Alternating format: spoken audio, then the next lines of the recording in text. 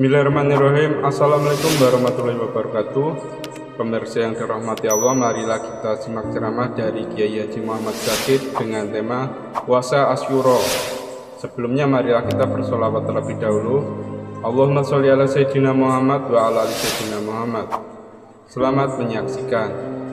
Para muhibbin rahimakumullah, at-targhibu fi shaumi yaumi Arafata wa Tasu'a wa Asyura wal itsnaini wal khamis wa thalathati ayyam min kulli syahrin wa bil i'tikaf. Ini bab adalah menggemarkan puasa di hari Arafah, puasa Tasu'a, puasa Asyura, puasa Senin dan Kamis, dan puasa 3 hari tiap-tiap bulan, dan menggemarkan tentang i'tikaf. Para muhibbin rahimakumullah, hari Arafah itu adalah hari yang ke-9 dari bulan Zulhijjah. Hari ke-9 bulan Zulhijjah itu disebut hari Arafah, dan itu merupakan hari yang agung di sisi Allah Subhanahu wa ta'ala, hari yang sangat mulia di sisi Allah Subhanahu wa ta'ala. Dan Allah memuliakan, mengagungkan orang-orang yang memuliakan hari Arafah itu. Hari Arafah disebut adalah paling afdal hari, sebagaimana yang disabdakan oleh Rasulullah sallallahu alaihi wasallam, afdalul ayyam yaumu Arafah. Paling afdal hari itu adalah hari Arafah. Wa idza wafaqa yauma jumu'atin fahuwa afdal min 70 hajjatan bi ghairi yaumil jum'ah. Apabila hari Arafah itu berbetulan dengan hari Jumat, makin agung lagi. Hari Jumat adalah hari yang sangat mulia, hari Arafah hari yang mulia. Apabila hari Arafah itu jatuhnya pada hari Jumat, maka itu disebut Haji Akbar. Artinya Haji Akbar itu adalah haji yang mana melebihi nilai pahalanya daripada 70 kali haji apabila wukufnya tidak hari Jumat. Jadi wukuf di hari Jumat itu melebihi 70 kali daripada wukuf yang tidak hari Jumat. Para muhibbin rahimakumullah, oleh para ulama disebutkan itu bahwa hari ke-9 Zulhijjah tadi hari Arafah, karena hari itu menurut sebagian ulama adalah hari di mana pertemuannya bapak kita Nabi Adam alaihissalam dan ibunda kita Siti Hawa. Nabi Adam diturunkan di India, Hawa diturunkan di Jeddah. Kedua-duanya bertemu pada hari 9 Zulhijjah di suatu tempat. Kemudian tempat itu dinamai dengan Arafat, padang Arafahnya kita.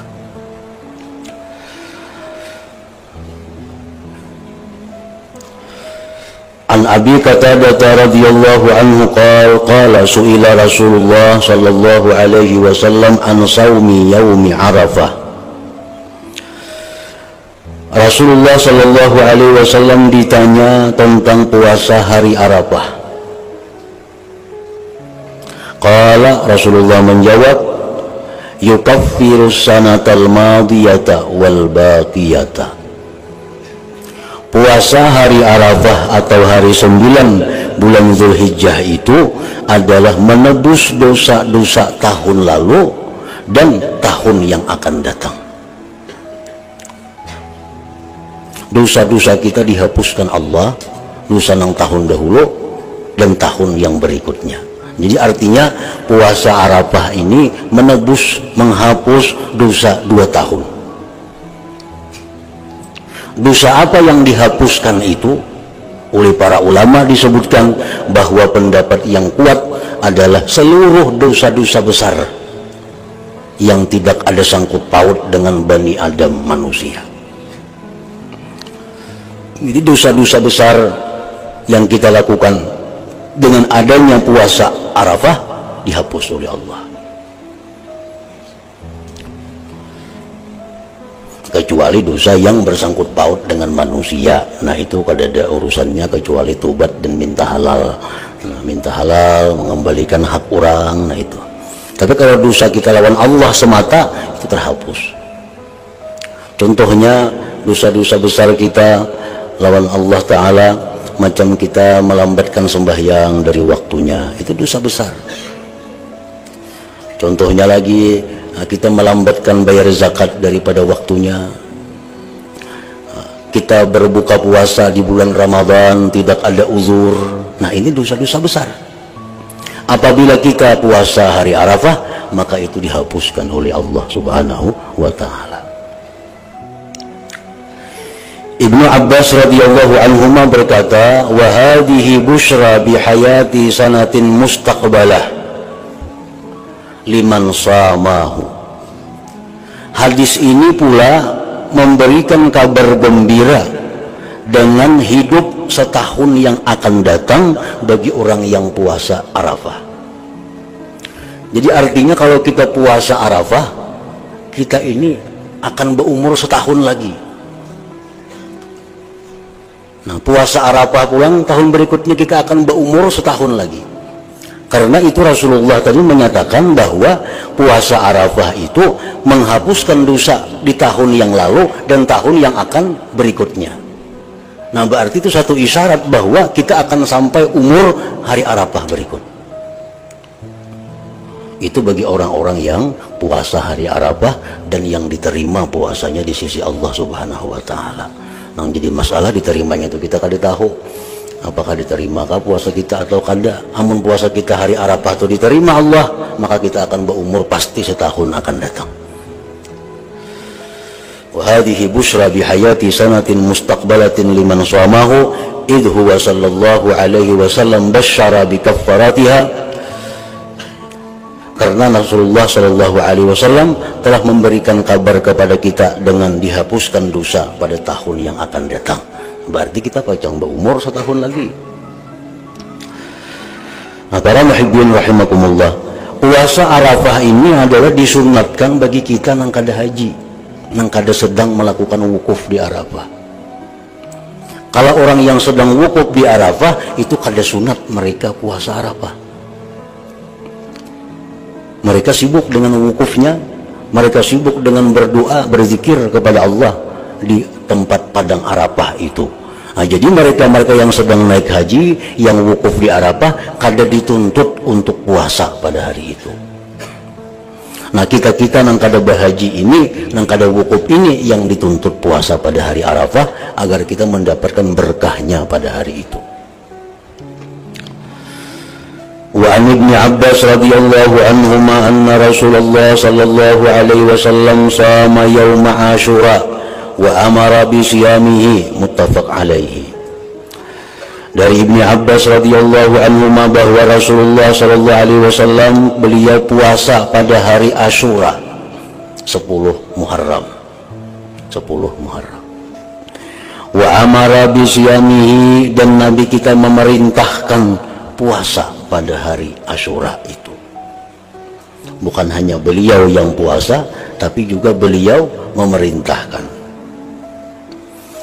Sebagaimana yang disebutkan dalam sebuah hadis, innallaha azza wa jalla iftarada ala bani Israil sauma yaumin fis sanah wa huwa yaumu Asyura wa huwa al-yaumul ashir minal Muharram fasumuhu wa wasi'u ala iyalikum fihi fa innahu man wassa ala iyalihi wa ahlihi fihi min malihi wasa'allahu alaihi sa'ira sanatihi.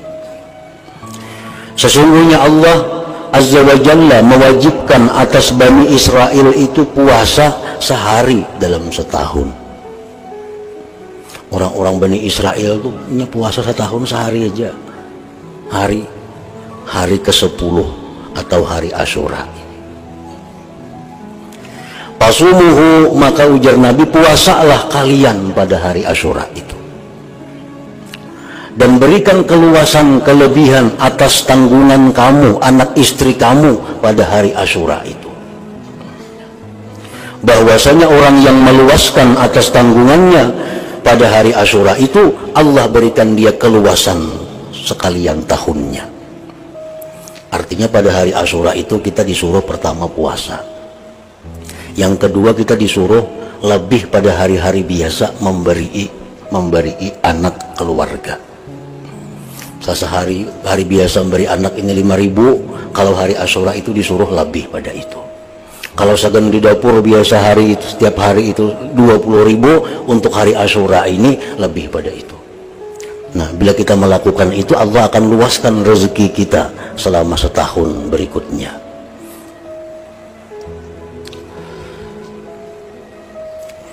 Wa an Ibnu Abbas radhiyallahu anhuma aidan qala qala Rasulullah sallallahu alaihi wasallam la in baqitu ila qabil la asumanna tasu'a la asumanna tasi'a, rawahu Muslim Ibnu Majah. Dari Ibnu Abbas radhiyallahu anhuma, beliau berkata, bersabda Rasulullah sallallahu alaihi wasallam, andai kata aku hidup sampai tahun berikut, ujar Nabi, aku puasa Tasu'a, puasa hari 9 Muharram. Tetapi beliau kada sempat puasa karena wafat. Ini di akhir-akhir umur beliau bersabda, andai kata aku ada umur tahun depan, aku puasa Tasu'a, puasa 9 Muharram, mengawani hari Asyura. Tetapi beliau kada sempat itu. Nah, puasa Tasu'a itu berguna untuk menyalahi puasanya orang Yahudi.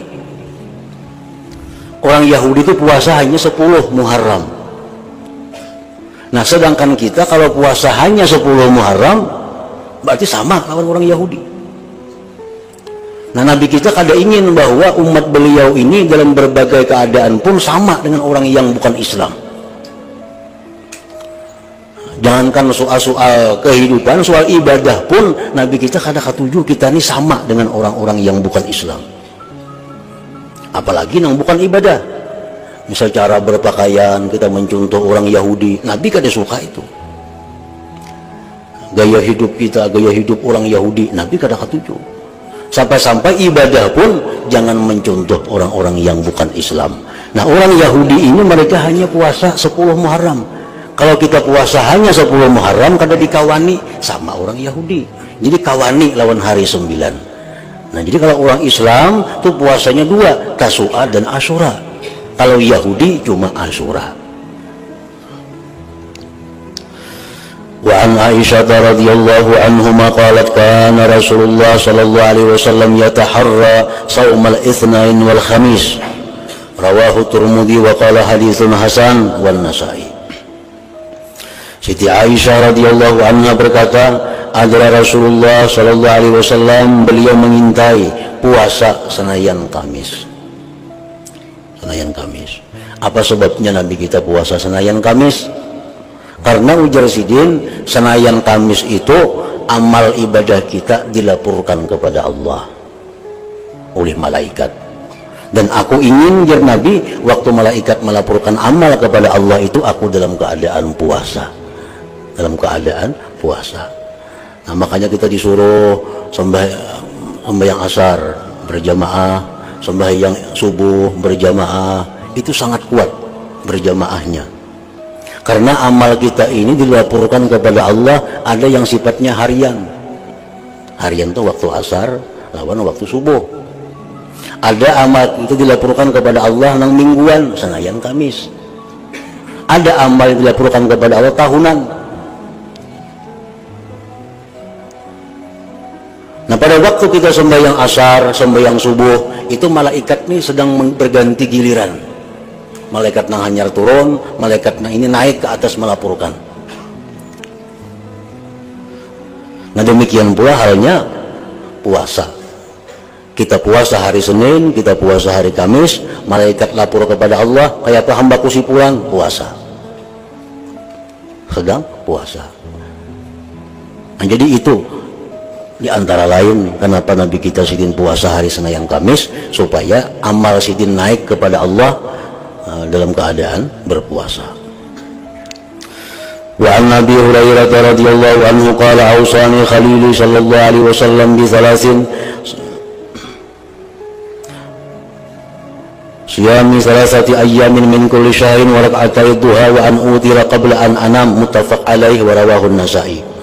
Abi Hurairah berkata, telah berwasiat kepadaku kekasihku sallallahu alaihi wasallam.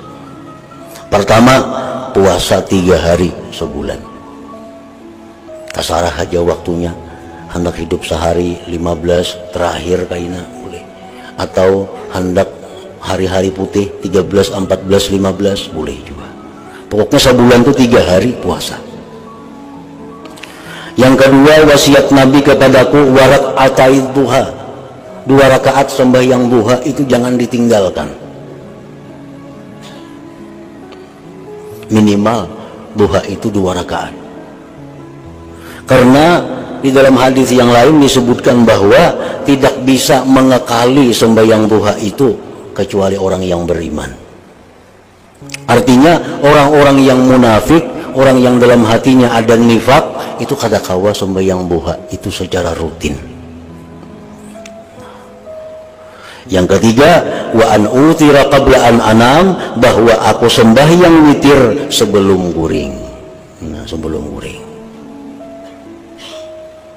Wa an utira qabla an anam, dan bahwa aku disuruh Nabi, diwasiati Nabi sembahyang witir itu sebelum guring. Nah, itu yang sudah nyata.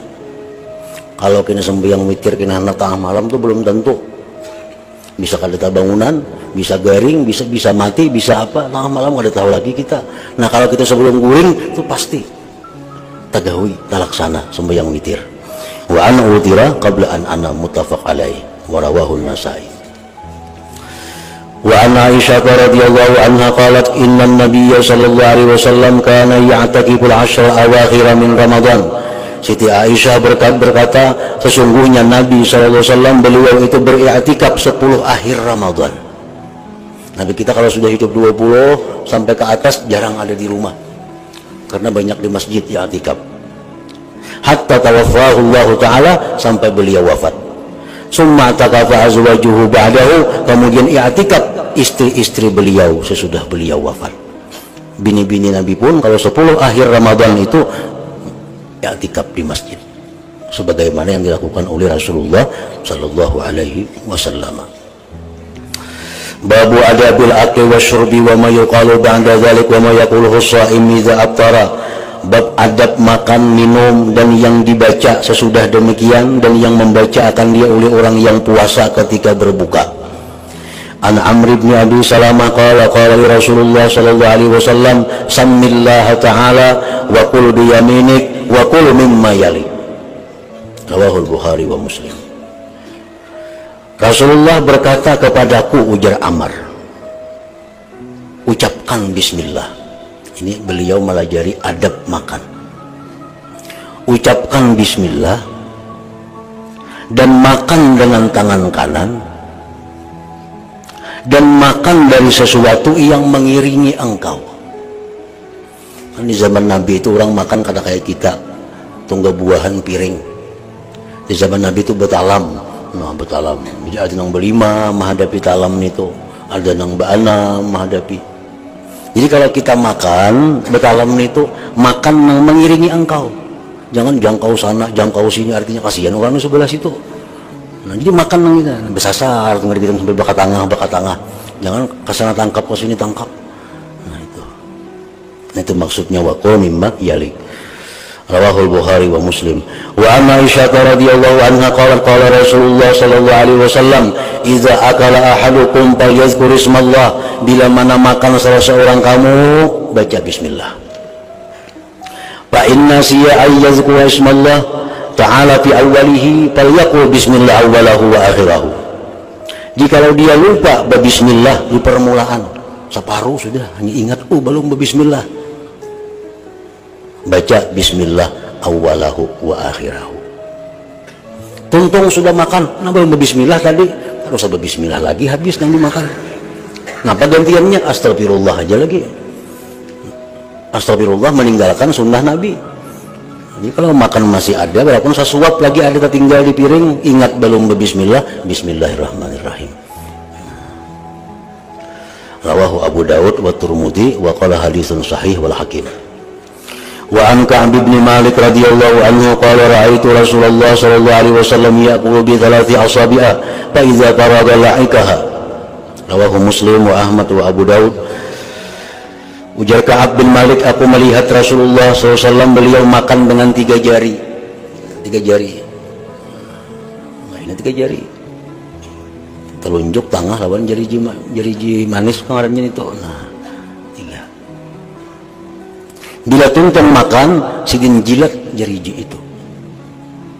Sidin jilati jari itu. Nah, tuntun kita makan, nah lalu sebelum membasuh tangan dijilati jari itu.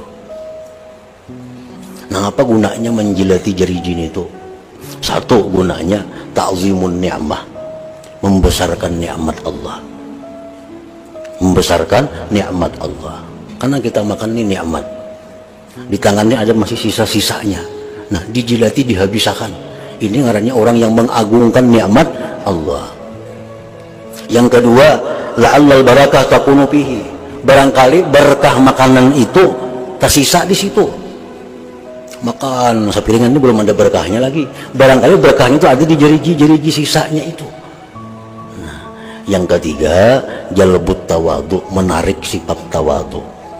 Kadang orang sombong pada kawan kayak itu makan supan, tangan-tangan dijilati jari-jari kalau. Jadi untuk menghilangkan kesombongan.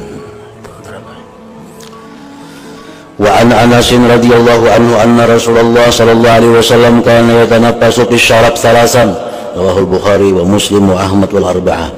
Adalah Rasulullah sallallahu alaihi wasallam beliau bernapas pada minuman 3 kali bernapas.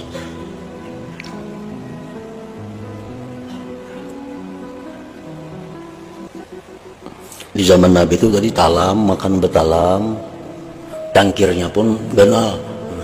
Jadi kada saikung tangkir itu bergantian. Nah, saikung minum kayaknya unjuk ke sebelah kanan. Giliran sampai terputar ke ujung sebelah kiri.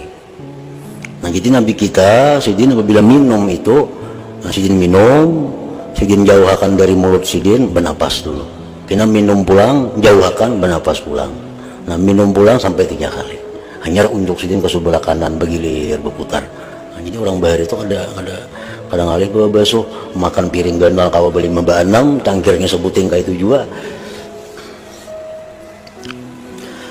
Wa an Mu'adz bin Anas radhiyallahu anhu qala qala Rasulullah sallallahu alaihi wasallam man akala ta'aman faqala alhamdulillahilladzi at'amani hadha at-ta'am wa razaqani min ghairi haulin minni wa la quwwah ghufira lahu ma taqaddama min dhanbi. Ujar Nabi kita, siapa yang tuntun makan alhamdulillahilladzi at'amani hadha at-ta'am wa razaqani min ghairi haulin minni wa la quwwah. Kita baca doa itu, diampuni dosa-dosa yang telah lalu. Nah, dosa-dosa kecil kita dihapuskan oleh Allah. Rawahu Abu Daud wa Tirmidzi wa qala haditsun hasan wa Nasa'i wa Ibnu Majah wa Ahmad wal Hakim.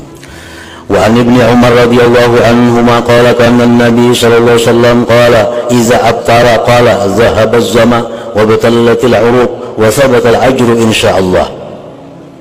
Dari Ibnu Umar beliau berkata, adalah nabi kita apabila berbuka puasa beliau membaca dhahabaz zama wa batallatil uruq wa thabatal ajru insyaallah. Wa an Ibnu Abbas radhiyallahu anhu qala kana an-nabi sallallahu alaihi wasallam kana idza aftara qala Allahumma laka summa wa ala rizqika aftarna fataqabbal minna innaka antas samiul alim. Rawahu Ibnu Sunni fi amal al-yaum wal laila wa Tabarani fil kabir. Apabila beliau berbuka puasa, Allahumma laka sumna wa ala rizqika aftarna fataqabbal minna innaka antas samiul alim. Kita kan biasa Allahumma laka sumtu, itu ada juga riwayatnya. Apabila kita membaca itu, apakah sebelum buka puasa atau imbah buka puasa? Nah, itu ada 2 pendapat ulama. Satu pendapat ulama mengatakan begitu kita hendak makan, Allahumma laka sumtu itu. Ada juga yang mengatakan pendapat ulama begitu kita minum atau makan kurma sebiji, hanya kita baca Allahumma laka sumtu itu. Terserah kita. Wa an Anas radhiyallahu anhu qala kana an-nabi sallallahu alaihi wasallam idza aftara inda qaumin ja'alahum. Rasulullah itu bila berbuka puasa di rumah orang, diundang orang buka puasa. tontong berbuka sigin doakan Allahumma fa'aftara indakumus saimun wa akala ta'amakumul abrar wa sallat alaikumul malaika. Itu doa kalau kita buka di rumah orang undangan. Rawahu Ibnu Sunni fi amalil yaum wal laila wa rawanah wa Ahmad wal Baihaqi